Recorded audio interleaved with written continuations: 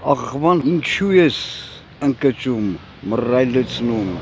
պղծում ճշմարտությունը, այ ղախպալեզու դաշնակ։ Ուրեմն ձեզ ինչ ակայն է, Քոչարյան սատանու ապրանքի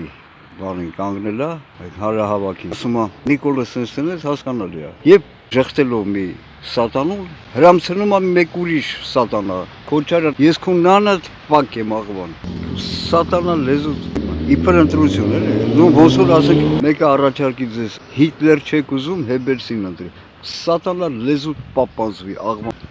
ուրեմն ինչ ասեմ, իդեպ նշեմ, սա միշտ իմ դուրը չի եկել, ամենասկզբից, Խորհրդային Միությունը քարկոծողներից, բայց անտեղի, այսինքն քննադատություններ կա ճիշտ արդար, եւ անտեղի էլի ավելորդ, սուտ, արդեն տասնյակ տարիներ անց Խորհրդային Միության փլուզումից հետո շարունակում էր այդ անասունը անտեղի քարկոծել ԽՍՀՄ-ն, այսօր է Քոչարյան, քո ռեխը պապանձվի, այդ սրիկա սատանա,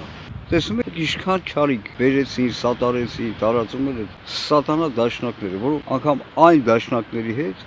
20-րդ դարի սկզբի դաշնակների հետ, ոսկե առնչություններ չունեն։ Դե հիմա տեսնում եք ինչքան շատ են թարախները, ինչքան ստոր ծախող ղախպեկ կան, եղտաջրերով ջրեղել են քաղաքական ասպարեզը։ Բայց նորից եմ կրկնում նիկոլական սրիկաների չկա թեկնածուներ, մի գնացեք, ոչ ոք մի գնացեք այդ ընտրություններին, այսինքն բոյկոտեք։ Եթե ով գնա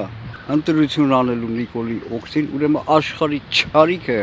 թափի վրեքը, ջաներին ձեր ընտանիքների վրա, կաշվիկիդ վրա զգաք, դժոխքի արժանանաք հենց ձեր սատանա Նիկոլի առաջնորդությամբ։